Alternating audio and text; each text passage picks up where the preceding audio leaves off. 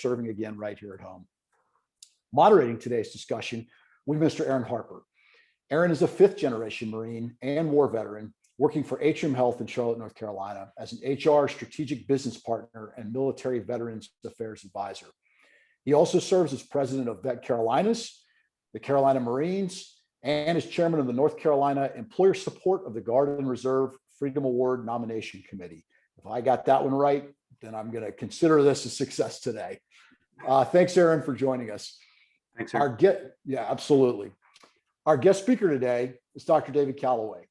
Dr. Callaway is the Chief Medical Officer for Team Rubicon and a professor of emergency medicine at Atrium Health in Charlotte, North Carolina, where he's also the Enterprise Chief of Crisis Operations and Sustainability. Since 2020, he's led the Atrium Health COVID-19 Fusion Cell, as well as a variety of public-private partnerships supporting testing, masking, and mass vaccinations. Dr. Callaway also served 3 years as an expeditionary physician supporting the United States Marine Corps. So your Marines, thank you. In combat and crisis zones around the globe before returning to his training at the Harvard-affiliated emergency medicine residency, where he served as chief resident. Dr. Callaway earned his medical degree from Georgetown University School of Medicine and a master's in public administration focused on crisis response from the Harvard Kennedy School of Government. He's worked as a subject matter expert for the Department of Defense, Department of Homeland Security, and Health and Human Services, as well as the United States Special Operations Command. He's authored dozens of peer-reviewed articles, lectured internationally, and is considered an expert in crisis response, national security, and high-threat trauma care. He's also a member of the World Economic Forum Young Global Leader Community and a life member of the Council on Foreign Relations. So I think we couldn't be in better hands than the team of Aaron and Dr. Callaway this afternoon for this discussion.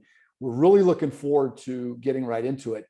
And I'd offer that for everyone joining us this evening, if you have questions during the discussion, please put them in the chat feature, and we'll try to share a few of those questions with Aaron and Dr. Callaway before we wrap up. I really just would like to thank both of you again for joining us this evening. And at this point, I'm going to hand it over to Aaron so he can get us started. Sounds good. Thanks, sir. All right. Making sure you can hear me, right? Good to go? Okay, good deal. All right. Thank you again for this awesome opportunity. Definitely happy to be a partner with Atrium Health and all the other large organizations and employers in the Charlotte community and region as we all work together in support of our military members, veterans, and their families. And just a little bit more on the background too. I came to Atrium Health by way of Dr. Dave Callaway. So he and I have a real good friend, a guy named Ryan Barcott, fellow Marine. Also Dan McCready and another couple of folks, Igor Yablakov and Manoj Govindan. We were all partnered up in the 2012 timeframe when DNC came to Charlotte. So that was when we first got introduced, and we were working on military veteran initiatives over at Duke Energy under Rye Barcott. And that's when I got connected with Dr. Callaway. So we're starting to share a lot of ideas around how we can get involved with the military veteran community in the Charlotte area, but also make Charlotte a destination for military members, veterans, and their families to come to. And really the best way to do that is team of teams approach, where we can all get together, share good ideas, but not just be there for military members and veterans to provide a hand out, but to provide a hand up.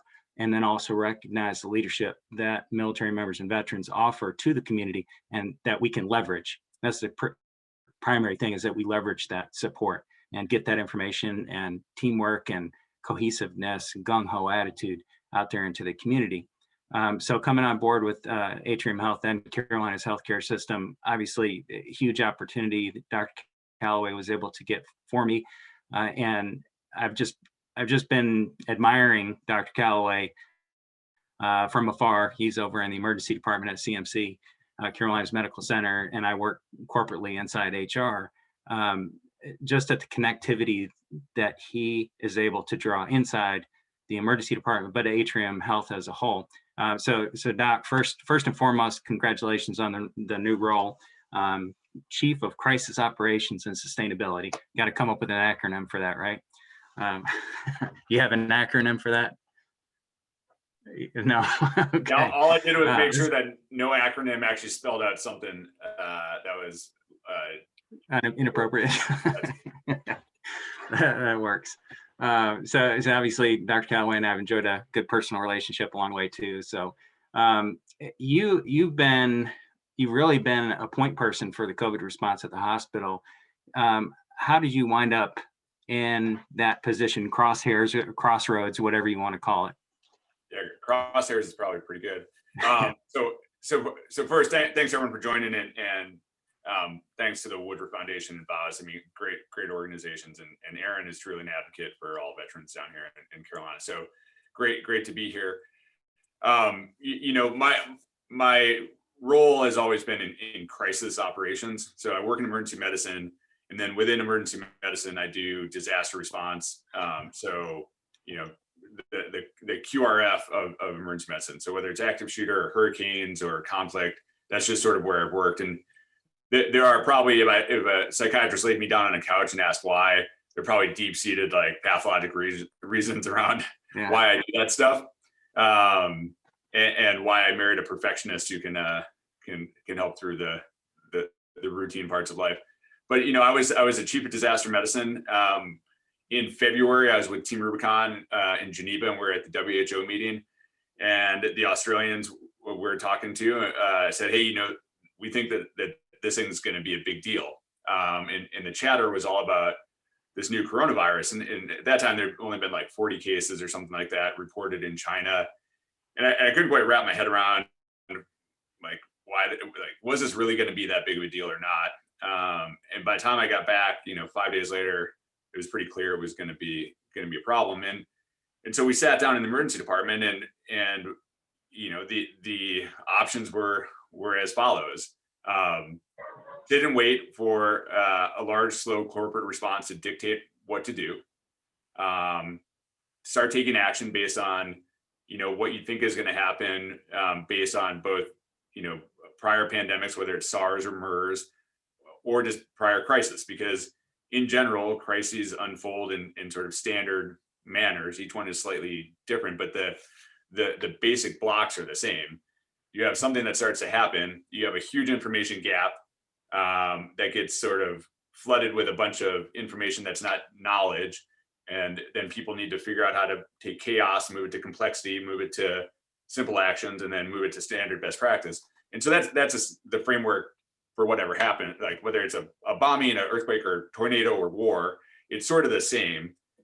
How you do it varies. And so we made the conscious decision that we were going to lean in and get ahead of this. And so we stood up a fusion cell and 10 task forces focused on what we thought would be the issues. And then over the next month, scaled it across emergency medicine, across the entire system, and became so successful at actually helping shape non-emergency medicine policy that model started to get adopted more broadly across the healthcare system. So that's how I ended up getting involved. I'm not an epidemiologist. I'm not an infectious disease doctor, but I know how to utilize them and help them become operational, so to speak. Out of curiosity, do you have other military veteran or military members, veterans that you're working with inside the emergency department? Yeah, we have some, but the key part is that so for those in the military, Stan McChrystal's Team of Team books, that not just if you're in the military, but the Team of Team concept that has been around the military for the last 10 or 15 years, and then has sort of moved into the corporate world, that mirrors emergency medicine very nicely. We basically run a network, right? So if you come into emergency department, my job is to, one, make sure you're okay, and then figure out, do I need a cardiologist or a trauma surgeon? Do I need to talk to your primary care doctor? Do I need to get you rehabilitation services? Do I need to talk to your family? Do I need to get social work? And so that's what we do, is we manage a network. And that's basically what a Team of Teams concept is. And so we've been working on this Team of Team concept for a couple of years, and we saw this as an opportunity to execute. And so my partners leading this were not military, but they were steeped in this culture. They believed in it. And they saw this as an opportunity, as I did, to be able to prove the worth of that framework. And so our network, we reached out to active duty, USASOC, we reached out to McChrystal Group, we reached out to some other people in the special operations community who were looking at this as a network problem as well. And we were able to quickly bring in a lot of external expertise outside of healthcare and help that shape the healthcare response. Well, our organization, just like plenty of other corporate entities and other big nonprofits, they are hierarchical. So how were you able to convince the higher ups in order to believe what you guys are doing and implement? Yeah, so it's a great question, and there's a book that just came out. It's on my right behind me. It's called "You're It," and it's by Lenny Marcus and a bunch of people, and basically describes what we went through for last year. And it's really interesting because I read it and it sort of felt like a narrative of what we're doing. But what they get to is that like there's a reason that hierarchy exists, and mostly it's because in blue sky days, hierarchy and structure allow you to scale and get these major efficiencies by creating standard work, right? And so that's what a healthcare system generally does. It creates hierarchy so you can create efficiencies. In disaster, there's something called the incident command system, and it started with wildfires back in the 70s. And the idea again was you got a bunch of people that are coming in, it's chaos, let's put structure on it and create a hierarchy so there's control. Now that's fine. That's how the military has historically worked. But what we found with counterterrorism operations, just like here, is you also need the ability to do these more adaptive, nimble, rapid decision-making processes that allow you to pivot more quickly. And so what we did is, rather than challenging the hierarchy, we tried to implement a hybrid process where our network, our team of teams, was accessing different parts of the hierarchy across the different verticals and bringing in the expertise, making decisions much more quickly than the standard decision-making process, and then feeding that information back into the system so that it could get validated and then scaled, right? So just, Dave Callaway and Dave Pearson in our fusion cell making a decision in emergency medicine, in theory, should not affect primary care in Winston or cardiology in Georgia, in Navicent, one of our systems. But because we were able to make that decision, bring in the right players, our cross-functional teams had different specialists and non-medical people on them. We were able to craft the question and the answer before other people were even asking the question. I don't know if that makes sense or it's just a bunch of rambling because of the Red Bull I drank. It's all right. You don't do that anyway. What kind of barriers did you run into along the way? Well, I mean, early on, there weren't a ton of structural barriers because everyone was so scared. Yeah. And so I think when you look at like what are lessons learned, when something happens, a crisis happens, there's opportunity. And, the question is, who's going to take action? And your response should be, if not me, who? And if it's someone else, what are the consequences? And so, we early on were pretty good at getting a lot of stuff done because we were willing to stand there and take the punch if something went wrong. Now, we didn't do everything right. I mean, we knew we would make mistakes. And sometimes we had to do cleanup because we're making decisions in different ways. So we weren't following traditional decision-making authorities. And so sometimes we had to do cleanup, and we knew that beforehand, and we were willing to accept that. I think where we started to see challenges is, as you all know, there are waves, maybe in our fourth wave. And so when the waves are going up and everyone's scared, they're willing to listen, willing to act quickly. And then as things start to look better, people start to pull back and go back into more traditional decision making, and things start to slow down. That can have value, but you just have to manage that more effectively. And so again, I don't think we ever ran into any huge barriers from our leadership standpoint. I mean, there are barriers when we talk about like the finances of how this all rolled out, barriers in terms of care, and we can talk about that if you'd like. But from a leadership standpoint, I think we're pretty effective, at least for the first year, in moving nimbly for a whatever we are, $14 billion industry with 300 different healthcare facilities across 3 states. Okay. Well, obviously you've been engaged in a couple of other larger incidents.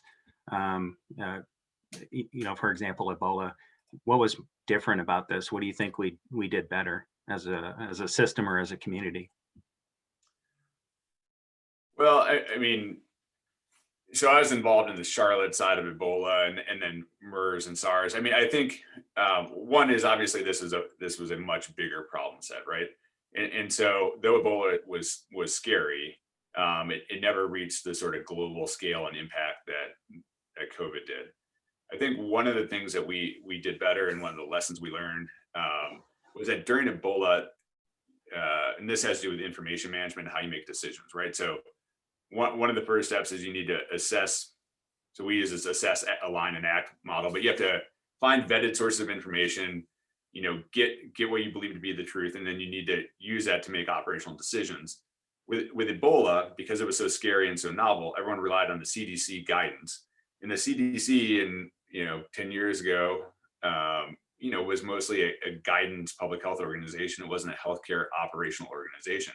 And so the recommendations they put out for Ebola just weren't they were not useful if you're an emergency medicine doctor, because the recommendations didn't start until you had a high suspicion for Ebola, which meant a preliminarily positive test, right? So if you come off the plane and you show up to the ER and I think you have Ebola, the CDC guidelines aren't relevant until I actually have a test for you. So it doesn't give any guidance on PPE, isolation, any of that stuff. And the lesson we learned from that is we need to take information like that, and then we need to make our own policies. We can't strictly adhere to a government guidance or any guidance if it doesn't work for us. And so with COVID, we saw a lot more courage to say, hey, look, what do we think we know?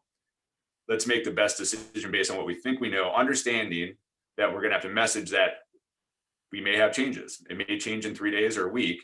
And it's not because there's a conspiracy, and it's not because people are stupid. It's because this is how science works, is you have information and you have to make a decision. And this is how business works. You have information, you have to make a decision. And if that information changes, you need to have a process for how you're going to make a new decision. And you need to be able to, adjust for whatever consequences of your first decision. So that was the biggest positive, is we were ready to make decisions. We were ready to lean in and take on a little more risk than we were, 8 years ago, 6 years ago, whenever the West Africa Ebola issues were. Okay. Yeah. I guess it has been that long so far. Right. Well, once things really spun up, what did that mean for you and your personal work? What kind of schedule were you maintaining, and your other staff? Yeah. I don't know, man. It was busy. It was busy.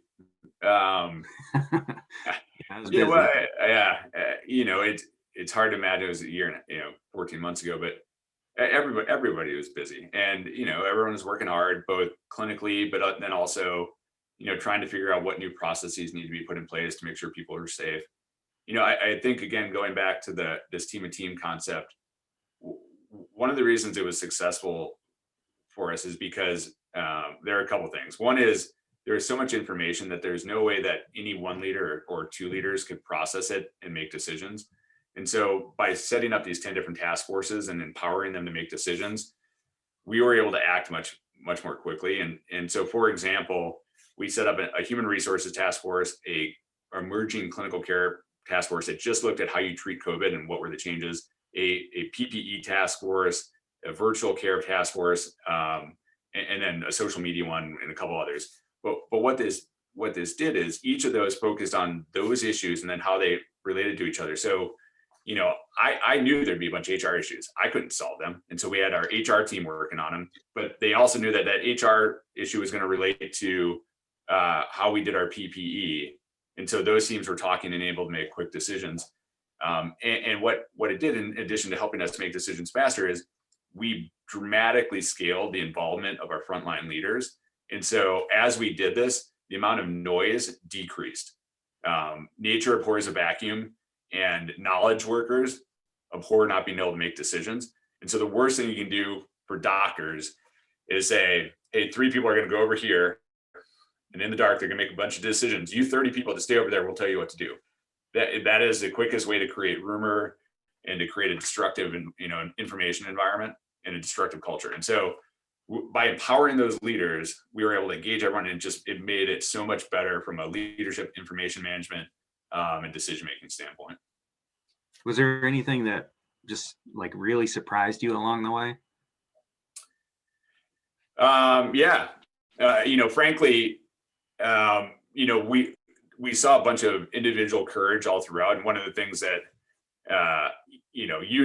this, I am not known as, I'm known as a troublemaker and a disruptor. And I don't think anyone would call me a company man of any sort. I mean, I love Atrium, I love Team Rubicon, with passion, but I always am sort of like trying to stick it to the system.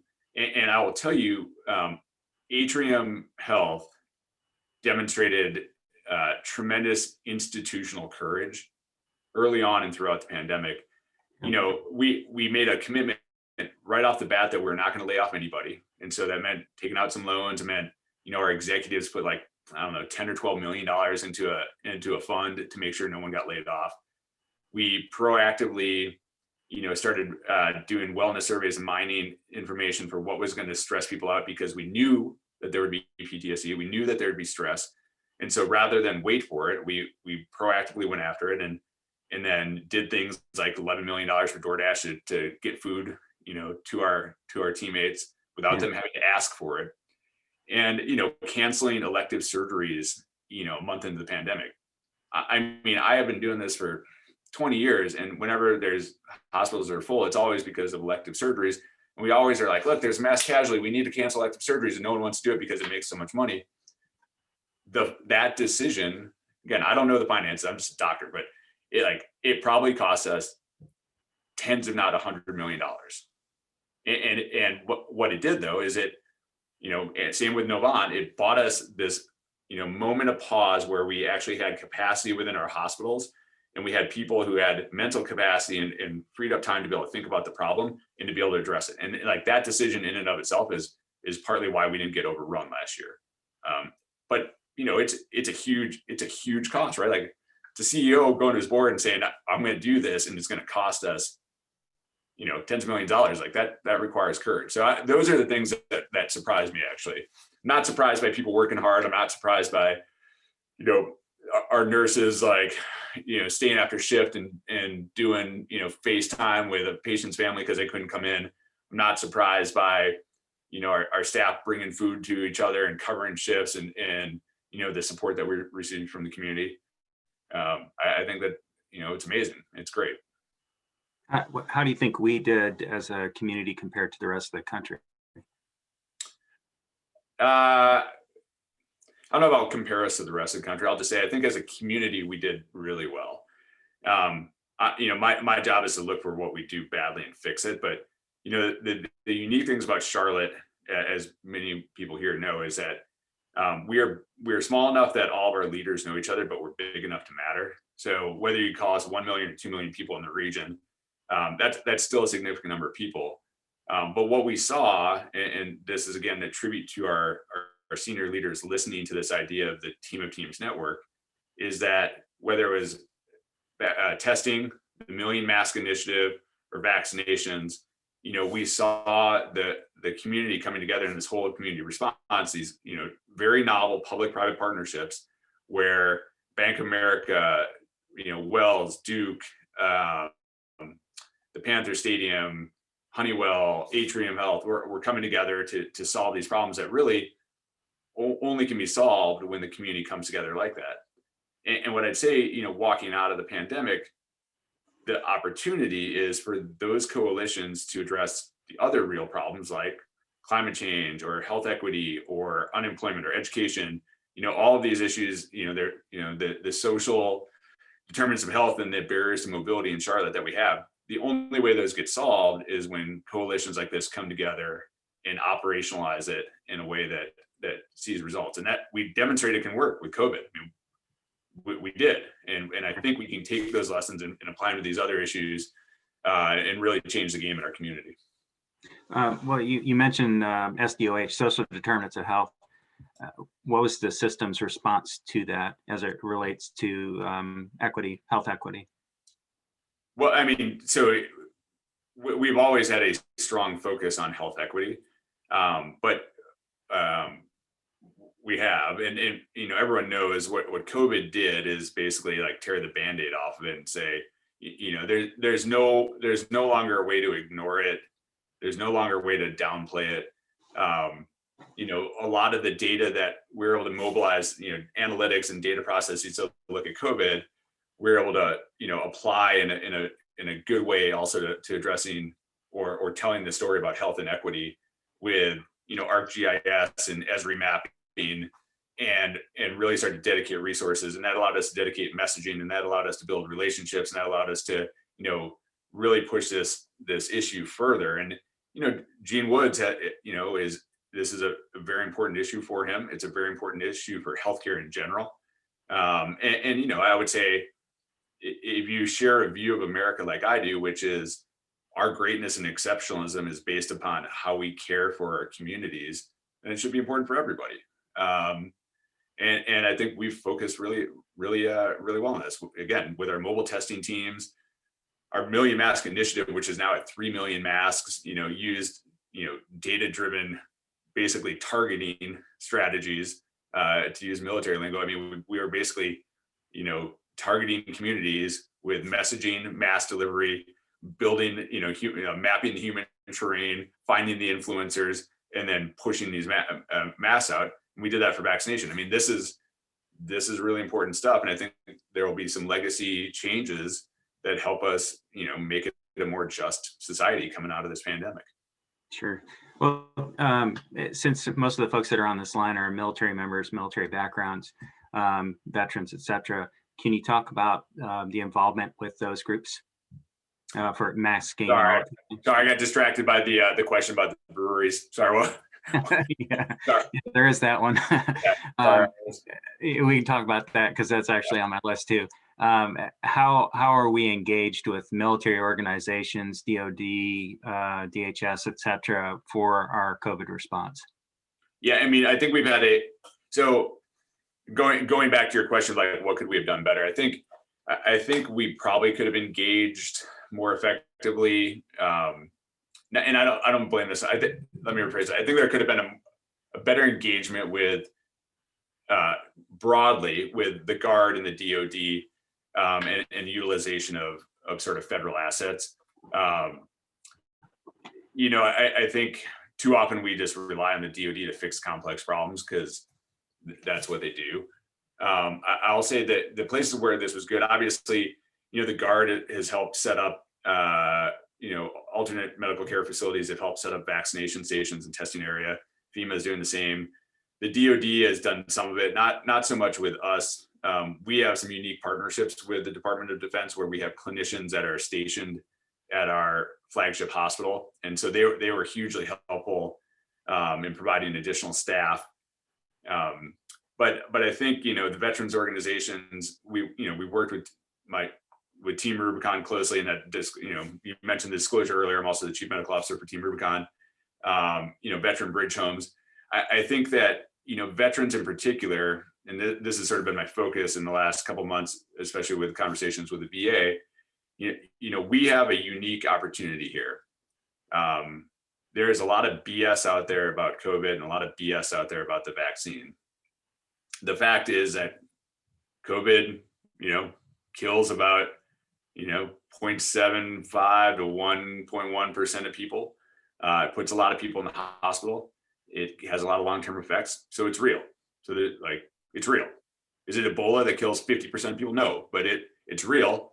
It sucks if you have it, and it sucks if someone dies from it that Masks, just like they do with any other virus, decrease its transmission. Are they 100%? No, but they decrease transmission. And the vaccine works. Is the vaccine 100% safe? No, nothing's 100% safe. I go get in my car and I, drive to see my wife 5 miles, across town. Like, that's not 100% safe, but I take that risk. And the vaccines, are safe. So the role that veterans can play is to say, hey, look, enough of this nonsense. We can argue about other stuff, but enough of this nonsense. Like, let's get past COVID. Let's beat this because we can. And we know that if we take simple actions, our communities will get past COVID. And the faster we do this and the more uniformly we do this, the faster we get through COVID, the faster our economies recover, the faster our kids get back to work, and the faster we can get back to sort of life, as it was. And so where we're leveraging veterans right now is to address a lot of this vaccine hesitancy, which we reframed it instead of addressing hesitancy to building vaccine confidence. And why does it matter for veterans? Because if you look at who's not getting vaccinated, yes, it's young people. It's also African Americans. Still, there's some disparity, not because of availability mostly, but just there's still some hesitancy. And then it's white Republicans. I mean, the needle has not moved on vaccine hesitancy for white Republicans at all. It was 42% in August. It's like 40% right now. And veterans, like, we need to use our voice. We need to use our voice as conservatives and liberals, as public servants, as the last diverse melting pot demographic in the country. I mean, veterans are the most diverse group in our country, and we need to leverage that to have these conversations about why masks are important, why vaccinations are important. And we need to be advocates for getting the country past this. There's some of the concern that I had read through social media about the hesitancy. I know we're trying to build confidence, but hesitancy just because the speed at which the vaccine was generated or created. What can you share with this group if there's any concerns in the group about the speed at which it rolled out? Yeah, I'm not concerned. I was number 71 in the state to get the vaccine. So I will just tell you that I trust it. I trust my life to it. My wife got it too. So I believe in it and I trust it. Now, the speed, mRNA vaccines have been around for a decade. The Ebola vaccine, I think, is an mRNA vaccine. It hasn't been rolled out in scale. So the technology is not new. The technology has been there. And no steps were skipped. The reason it was able to be done so fast is because the normal way that a vaccine rolls out, because it costs a lot of money, is you put money into the early phases and you have like 20 of them that you're trying. You don't move on to scale to the next stage until you've proven you've got one of these, right? Because you don't want to like invest the money in 20 if 18 of them are going to fail.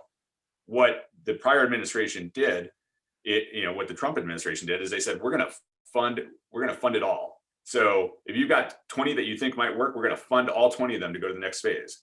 And so they basically were able to run parallel multiple different vaccines through the process, rather than doing one, doesn't work, another doesn't work, another, it doesn't work. So they still went through all the hoops. They still went through all the scientific process, but because of the dramatically higher amount of money that was thrown at it, they're able to run more of them at the same time through the process. So that's why that's the main reason why we got it so quickly.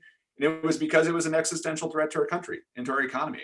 And so we threw a bunch of money at people who were really smart and scientists who could do this, and we got it done. And if you're not getting the vaccine right now, it's a disservice to the private sector, it's a disservice to science, it's a disservice to the innovation that really drove this. Now, again, people are concerned about J&J and AstraZeneca. You should have thoughts about it, but I would just say that this is how the process is supposed to work. J&J had 40,000 or 50,000 people, and at that number, you can see a certain percent of like bad reactions, right? And so that's a standard. It was still a high number for the early trials. We didn't start seeing these blood clots until the scale of like millions of vaccines given. So the central venous thrombosis, it's bad. It's probably related to the vaccine, but the rate is 1 in a million right now. And what is the scientific community done? They said, hey, look, we saw something. We think that there may be an issue. Let's pause. Let's investigate it. If it turns out that's not really an issue, or we can talk about the risk, okay, then let's move forward. If it turns out that really it is an issue and we miss cases, well, then let's stop. And so this is how the process is supposed to work. There's no conspiracy. There's no rushing. They're doing what they're supposed to do. Looking at the data every single day, almost on an hourly basis, looking at the data and saying, hey, are we good? Are we still good? Are we still good? Do we need to pivot or not? Do we need to pivot or stay the course? And that's what I would hope that our community would do. What concerns do you have right now? Maybe as it relates to COVID, or what are your things that are keeping you up at night right now? People not getting vaccinated. I mean, look, I'm trying my best not to use vulgarity here, but it is like, it's crazy, right? Like here's the deal. If we vaccinate 90% of America and people wear masks until 90% of America gets vaccinated, then we can go have barbecues on 4th of July. And maybe COVID becomes an annual booster or a twice a year booster. But if we were just to do that, we have enough vaccine to do this. We have enough vaccine to vaccinate everybody in America in the next 2 months. So if people would just wear a mask and go get their vaccines right now, we would be done with this. And so I try not to be too pissy about this. Like, like you can't control everybody. No. But at some point you're just tired of it. You're like, look, man, like it is no longer a complex problem where we don't know. It's not like asteroids raining down from space, and we got to send a rocket ship up to split the asteroid so it doesn't. They're like, we know exactly what we need to do to get through this, and people seem to do it. And so that's what troubles me right now, is that we can't even get there, right? Yeah. And so I hope we can come together. And again, this is a huge opportunity for veterans in the veteran community, because we still, besides physicians, veterans are the highest trusted demographic or group in the nation year after year after year. And so even non-medical non-medical veterans have a voice in this issue. And I would say even more powerful voice. People who are going to get a vaccine, they don't need to hear it from me, because they already got it, right? They need to hear it from their banker buddy, or their construction buddy who they trust, who says, hey, look, I just got this for my kids and my grandma, so that my parents can come over and have Sunday dinner again. And look, I'm fine. I got it 3 months ago. Like, that's where we need to get. And veterans are trusted enough that we need to push this hard. Okay. Yeah, thank you. I'll take it a little personal, since we do know each other personally, have known each other for a while now. Last year, in addition to COVID and social justice issues and all the other things that are going on in the community, your wife is a doctor as well, and she definitely went through some trying times. How, if you want to share with the group what happened twice, if you want to share with the group, and then how do you really bucket that with the significant amount of pressure at work? Then you've got to take care of your family, and then there's social justice that's involved and social determinants of health. How do you bucket those things? I know that Rye's a big bucketer, if you want to say that. He'll put it in a bucket and stay in the bucket, right? Yeah, I'm not a good bucketer. Okay. Yeah, I mean, so my wife had cancer twice last year. She had cervical cancer, and actually it was caught early, and she had surgery 2 days before we canceled all surgery. So I view that I am as like angry as I sound sometimes. Like, I'm an optimist, and I say, man, how lucky are we? Like, right? We caught it. If she hadn't gone in and got her pap smear and had waited, the system was closed down and not doing routine care, she wouldn't have gotten her pap smear for another year. She could have had metastatic cancer, right? So she got it done. She was able to get in and get surgery 2 days before the pandemic. I mean, tremendously lucky, tremendous stress on her. And then as we're coming out of it, she got diagnosed with breast cancer, completely separate cancer, unrelated. And sort of same deal. We were lucky because the system opened back up and was doing routine health screening again. The ORs were back open, and we're fortunate that we're able to get in and she got treated. And at some point, I sort of have this view that when one bad thing happens, it's sad and it's frustrating, but after a couple, you sort of just chuckle at the gods, whichever God you believe in, or if you believe in, Thor and all the Viking gods, like you got, like at some point you chuckle and you say, hey, look, it is so bad, it's approaching a country music song. So let's just keep going through it. The challenge is, once you kind of get through that, then cleaning up the aftermath. And I think for the people who are parents here, that's been the biggest sort of challenge is, you got two little kids, and their mom had cancer twice, and they're in and out of school, and we can sort of bucket it, as you just said, and we can say, hey, look, this too will pass, and we'll just work harder. But if you're a kid, you don't have that framework, and I think that's one of the bigger challenges we're going to face over the next couple of years is seeing the impact that this had on our children. Yeah, definitely. Well, how do you maintain the motivation though through all of this? Red Bull.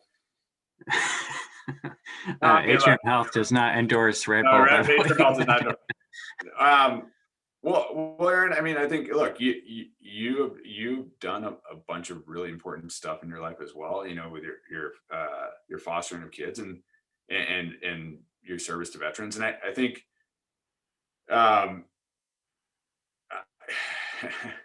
So the way I get through this is that I've always been a problem child, and I just take that problem child and I apply it to real problems. So, rather than getting kicked out of school, I'm trying to solve problems now. And, so you pick the right fights. You try to have impact where you can. And you be thankful for what you got. And one of the benefits of the pandemic is I used to be gone 8 days a month, traveling, doing stuff. And I did 375 days without getting on a plane last year. The longest since I was like 7 years old without taking a flight. And, so that meant more bedtimes, at home with my girls. And so you try to find the positives and draw your motivation there. Well, and cycling back to And military. thanks for the therapy session, by the way. Hey, you're welcome. I'll send the bill. Send it to your department. Back to the military side of it, you briefly touched on a relationship that we have at CMC. Can you share a little bit more about that? Because, obviously I'm part of it and help coordinate it, but, I love to brag about the program, whatever we're allowed to brag about. Can you share a little bit with the group? Yeah, I mean, so we were one of the first systems in the country to partner with the DoD and the U.S. Army to do this Army Medical Trauma Training Center partnership. And so we've got 4 resuscitation teams stationed at CMC Maine, or Atrium Health Maine. These 10-person resuscitation teams that have a trauma surgeon, a CRNA, an emergency medicine physician, some nurses, and medics. And so we're basically their place of duty until they deploy. So rather than being at Fort Bragg and working in a low acuity hospital or clinic, which is fine, they're here getting great trauma care so that, when they're expected to use their skills in highly complex environments and austere environments, they have the best training possible. And it's great for us because, our nurses love them. Our residents learn, so much from them. They bring combat lessons learned to our trauma center, so we give better trauma care to our community. So it's a really unique and tremendous relationship, and we're pretty fortunate to have it and have your leadership on it. How about since you brought up Rubicon, Veteran Bridge Home, Independence Fund, et cetera, what was the relationship with Rubicon? How did you get them engaged? Yeah, I mean, so lesson learned for again, business people and finance people. So Team Rubicon is a disaster response organization that has really made its mark by responding to sudden onset disasters, mostly, extreme weather events, flooding, tornadoes, hurricanes, et cetera. And, a little over a year ago, we had this conversation and we said, look, COVID is going to be the biggest disaster our country has faced in our lifetime. And so we pivoted to start doing COVID operations. And in the fall, I sat down with our CEO and our chief operating officer, and I said, look, here's a place where we can have most impact: vaccinations. And we went from an organization with 130,000 volunteers that, mucks out houses and knocks down drywall and clears debris out of yards, to supporting the delivery of over 1 million vaccinations across the country, to providing COVID care at the Navajo Nation, to deploying, fully vaccinated medical teams to Papua New Guinea right now. One of the only NGOs, we are the only NGO working in the Highlands for the WHO. To standing up an alternate medical care facility in California. And so this was a dramatic pivot of service delivery for a major organization, and they turned on a dime to start doing this. And I don't think that many organizations without at least some strong veteran leadership, one, have the courage or the knowledge on how to do that and execute on it. Right? I mean, you can want to do it, but it requires a lot of experience. The tech industry, would be one exception. Like they are pretty nimble, but I think that's a huge example of how a veteran organization really stepped up and continued to serve their community. Okay, cool.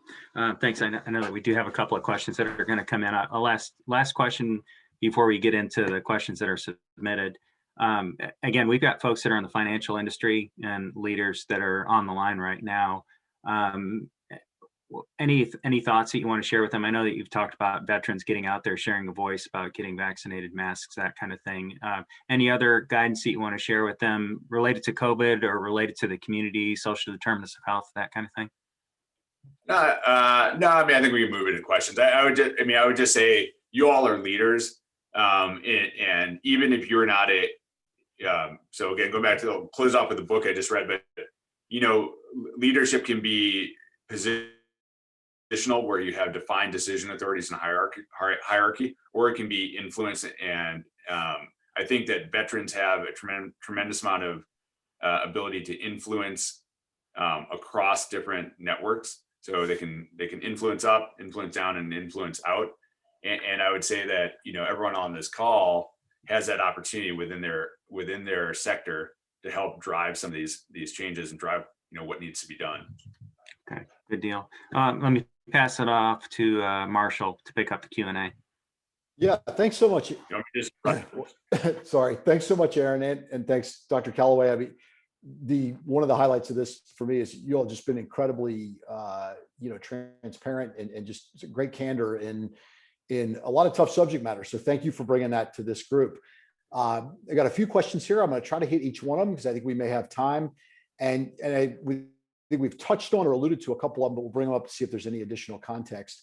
I think the first one here, and Dr. Callaway, you alluded to it, was the great question about, do we go to breweries to either reduce hesitancy or increase confidence? But I think more to the point, and I'll say this as having been one of them, having served in the Marine Corps, been on the Carolina coast, when I read things like Marines are like 40 to 50% unwilling to get a vaccine, it's so counterintuitive when, as an artilleryman, if someone got me ammunition faster, I'd be high-fiving, not asking questions. Who else are we struggling to get vaccinated? And you mentioned the approach of building confidence versus reducing hesitancy, but any other approaches that you can speak to that might help those on the line here? Yeah, absolutely. So I'll probably avoid the answering that specific question that Victor posed. My team, and Matt Roden, who's on my team, was the one who, when we ran the Million Mask Initiative, actually partnered with 10 microbrews to get masks handed out at breweries and to get them to start customizing masks. I thought that was a great move.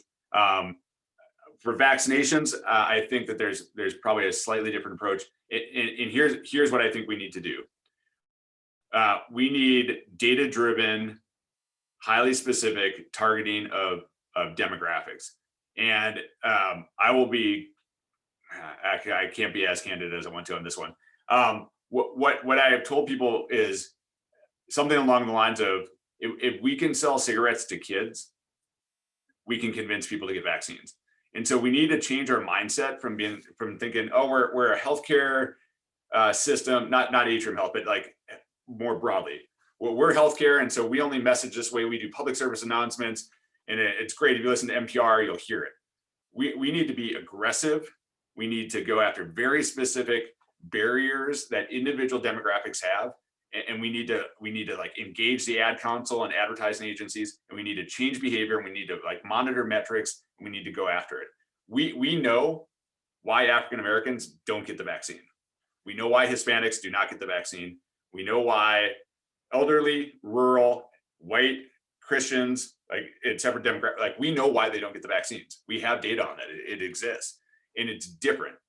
And so I'll just use one example. The Republican example I used earlier, there's a study that showed that most of them are in the denial or I will not get a vaccine at all group. So that requires different messaging than the African American group, which is only about 10%. I'm not ever going to get it. The rest of the people who are not getting it are in this doubter phase, or this influenceable group, where they say, I want to see more people get it before I feel comfortable. And that comes from historic mistrust with systems in general, justifiably so. So that's a different type of message, and it requires a different type of messenger.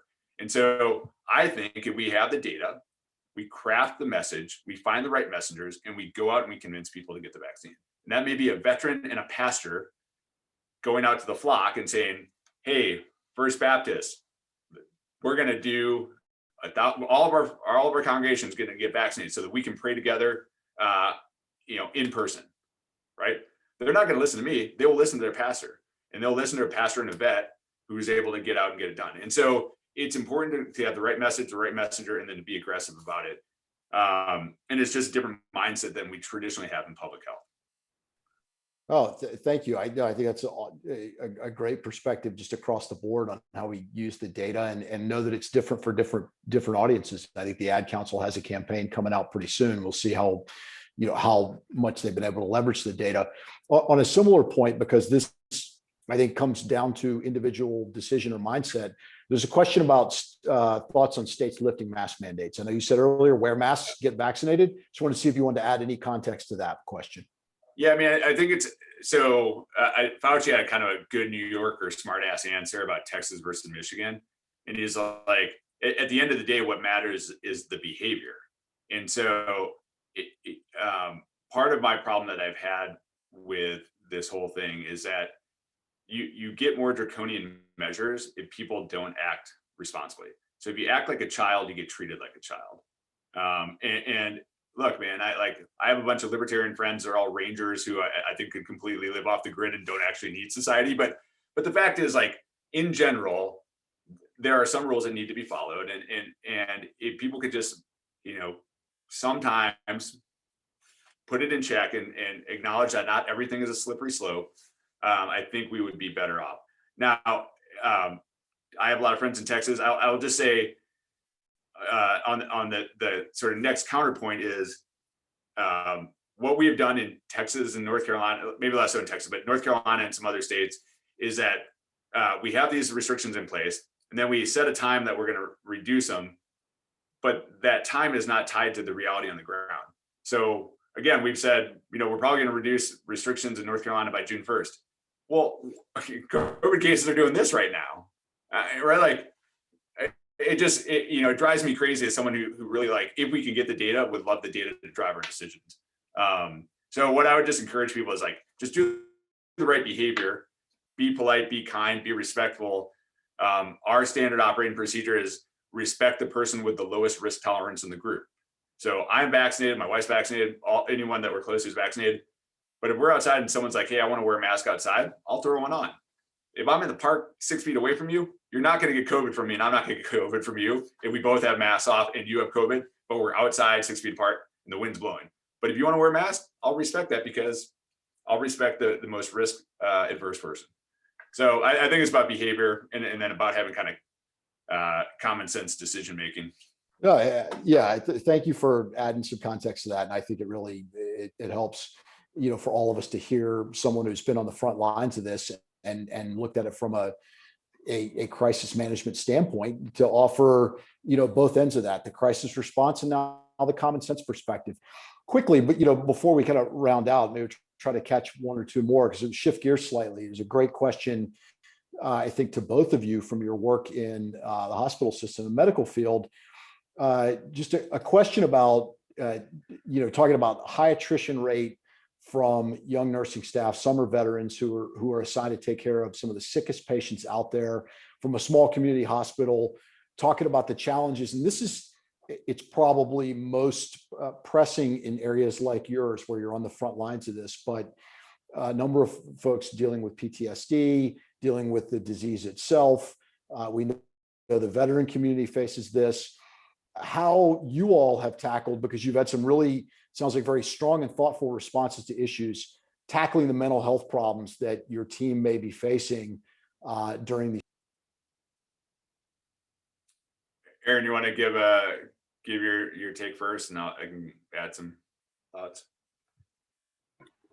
Well, as a system, we very quickly realized that this was going to be a challenge. I mean, not just from the clinical side of it, but the impact that would have on teammates. So Dr. Callaway talked a little bit about, our executive team, and again, phenomenal leadership from Gene Woods, our CEO, to our executive vice presidents, et cetera, just constantly working together to try to figure out how do we handle this clinically. But then from the person impact standpoint, like how many hours were you working per day, Dave, or Dr. Callaway, sir? I don't know. I mean, yeah, a lot, but like, I know that you typically do, and emergency department doctors do that, and staff that do that, and put a lot of hours in. But on the other side, the corporate side, I know that our HR leadership was putting in 18, 20 plus 20-hour days easily to try to figure out how do we handle this. And running that hard for that long a period of time definitely takes a toll. So leaders across the system started to realize that this is having real impact. The long haul of the disease, all that kind of thing. So they just started reaching out to people, say, what are you doing? How can you best help your teammates? How do we help you help your teammates? Teammates is what we refer to as employees. So there's a lot of super smart people that are out there. There are frontline people that were just getting opinions in from how do we best take care of our teammates? Because as William Shum, as he asked in the question, how do you deal with it? You just got to start asking the people, and then make sure that the resources are available through EAP and other counseling services. So that was constantly available for the team. Yeah, hey, Marshall, I think just to build on what Aaron said, this is another important place where veterans can lead. One of the things that drives me crazy, and it's because I'm old now, but quit treating this as though this is some brand new brand new challenge, right? And this is where veterans, we've had 20 years of war. We know that if you put people in prolonged conflict, whatever type of conflict or complexity, like there are going to be mental health implications. And so, too often we're reactive about it, and we're like, oh my God, we should have thought about this. Of course there's gonna be PTSD. We leaned in, and this was because of our veteran experience. We leaned in within a week of March 16th, we did our first wellness survey of our staff. And we started doing this because we knew that we knew stuff was gonna come up. And whether it was long-term PTSD or acute stress, everyone knows it's gonna be an issue. Every veteran on here, if you ask them, do you think there are going to be mental health issues related to this? A year and a half ago, or whatever, 14 months ago, every one of them would have said yes. And so then the question is, what do we do about it? Again, it's good to be driven by the heart and emotion, but use data. Go after finding out what the issues are. And then when you find out what they are, I'm a believer in proactively going and solving them. And this was one of the things we pushed early. We have all kinds of resources, and Aaron's team has all kinds of resources that were available, and you had to know where to go get them, and you had to go get them. And the point that I pushed to our senior leadership is we are proud. Emergency medicine nurses are proud, healthcare providers are proud, veterans are proud. There are a lot of people who need something, but they're not going to go ask for it, or it's too complex and they can't do it. But give it, if you know what the issue is, give it to them. It shows that you're a good leader. It shows that you understand the people you work with. It shows that you care. It shows that you're willing to commit. And that builds camaraderie. And camaraderie is what we know overcomes, long-term stress. You need to have a community. And this is what Team Rubicon has done really effectively, is build that community of shared experience and shared sacrifice, so that when you need to take a knee, even if you don't want to, you have someone else sitting there saying, hey, doc, take a knee, man. Or, hey, Aaron, have you talked to your family? Go, take a couple days off. No, I got to work. Man, this pandemic's going on for another year and a half. It's going to be okay. And forcing that function, because a lot of people are going to keep burning to fix the crisis unless they have someone looking out for them. Well, and that's a chronic problem in the veteran community, is that idea that, well, I'll just, I'll suck it up and drive on. I'll put the pack on, and, I don't need help. My buddy needs help. I'll help my buddy. So at least if we can activate that help your buddy mindset. So I also want to give a ton of credit to Team Rubicon from the top down, leading from the front, also on that notion that you said of either take a knee or be vulnerable. I mean, I hear Jake talk openly about the importance of vulnerability.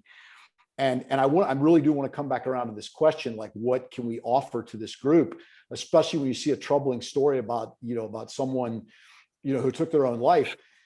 It's that idea. And I did a panel on self-care last week. And one of the recurring themes is, as leaders, we've got to show the importance of self-care. We've got to acknowledge that this is a problem. We've got to take a knee when the time comes.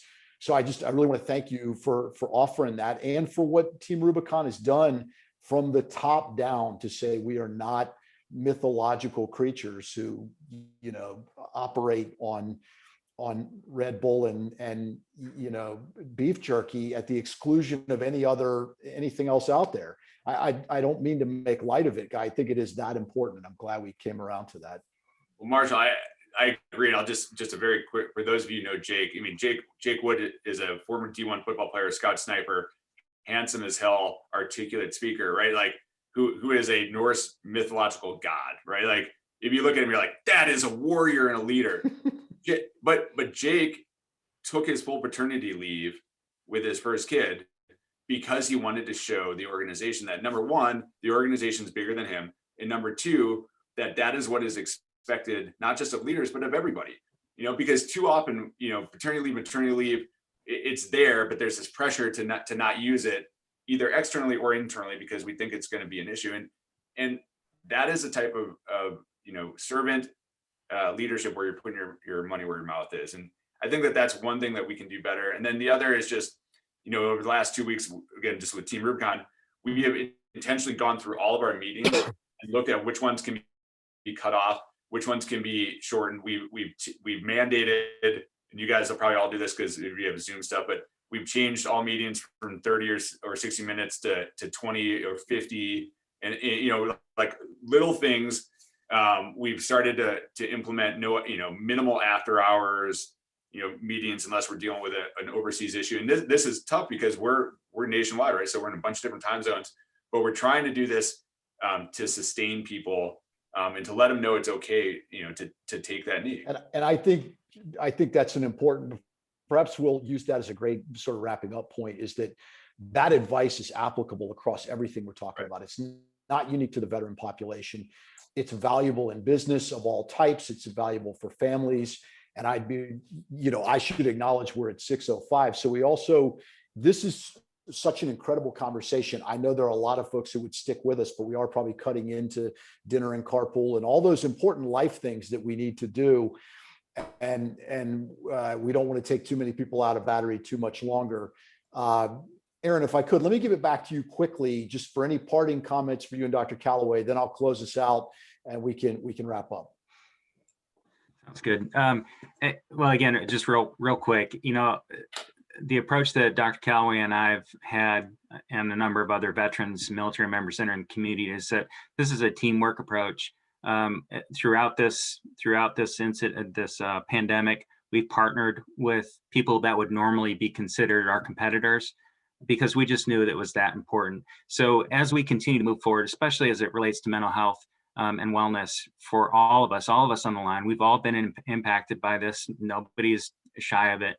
We've all got to work on this together. We've got to reach out to our buddies. There's numerous times that Dr. Callaway and I would touch base with each other just to check in, see how they're doing, all those kind of things. We have to do that with each other. And we've got to get over the pride part of it in order to continue to succeed. We've got to lead the way. If we can lead the way and demonstrate this to the other veterans, military members in the community, family members, but also to the community that, hey, we're going to stick together through this, we're going to make it through, and we're going to be better on the other side. But definitely appreciate Bob Woodward Foundation, VOWS, Team Rubicon, and obviously Atrium Health for this opportunity to speak with you all. Happy to continue conversation, set up anything else we've got to do. Doc, obviously appreciate your relationship, both personally and professionally. Thank you for being on the line. Enjoyed having the conversation with you. It was like the web conversation didn't exist. It was just you and I having a conversation. And then obviously I enjoy our time together. So thank you for that. Marshall, pass it back to you. Yeah, absolutely. I want to thank you both again on behalf of Veterans on Wall Street, VOWS Charlotte. Thanks to Atrium Health for making this possible, and to everyone else who joined us.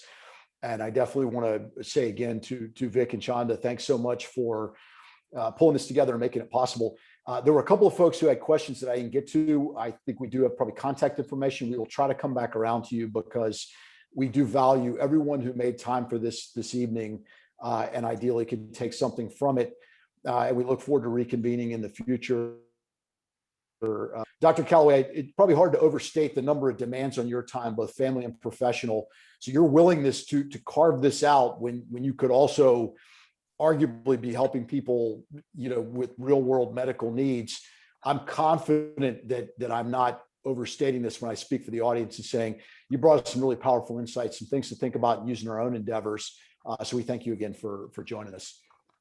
Thanks, Marshall. It's an honor and a privilege, and look, this is what it's about. It's about having the conversations, and the people on this on this Zoom are going to go make a difference. So you guys are leaders, and just happy to be able to talk to you a little bit, and really appreciate all you do for the community. We're glad we can all team up. I think that's what it's all about. You started with that, and it's probably good to end with that. So again, on behalf of VOWS Charlotte, the Bob Woodward Foundation, and Veterans on Wall Street, thanks to everyone who joined. Big shout out to also to our Team Rubicon teammates, and I hope Aaron and Dr. Callaway, you'll both tell Ry Barcott I said hello. So with that, we'll close out, and we look forward to the next opportunity to gather. Thanks again, everyone. Thank you. Thanks, everyone.